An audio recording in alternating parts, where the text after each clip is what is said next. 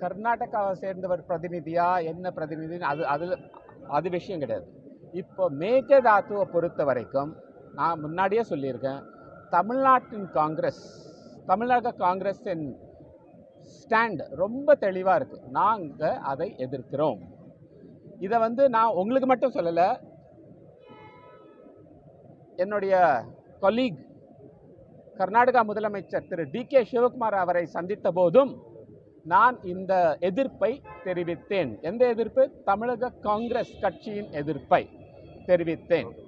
அதே டைமில் நாங்கள் ஒரு தேசிய கட்சி, முதல் முறை ஒரு தேசிய கட்சி தமிழ்நாட்டின் ஆட்சியில் பங்கேற்றுள்ளது. இந்த பிரச்சனை 2 மாநிலங்களின் பிரச்சனை. ஒரு தேசிய கட்சிக்கு தான் அந்த ஒரு சக்தி இருக்கு. அதாவது இந்த ரெண்டு மாநிலங்களுக்கு நடுவில் இருக்கிற பிரச்சனையை ஒரு பொலிட்டிக்கலா ஒரு தீர்வு எடுத்துட்டு வர முடியும் அப்படின்ற ஒரு சக்தியும் நம்பிக்கையும் எங்களுக்கு உள்ளது. அதை தான் நாங்கள் செய்வோம்.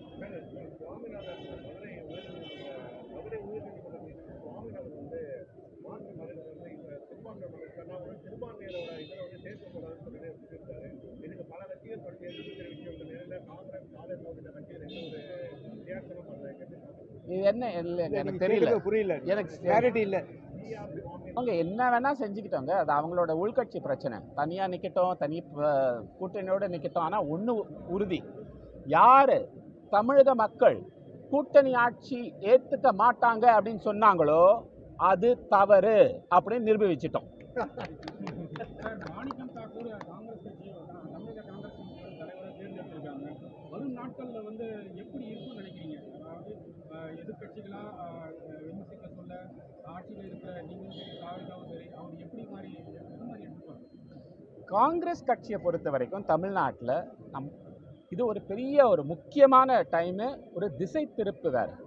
காங்கிரஸ் கட்சியில் நீங்கள் பாருங்கள், ஒரு புத்துணர்ச்சியும் ஒரு உற்சாகமும் ரொம்ப வருஷத்துக்கு அப்புறம் நீங்கள் பார்க்க முடியுது.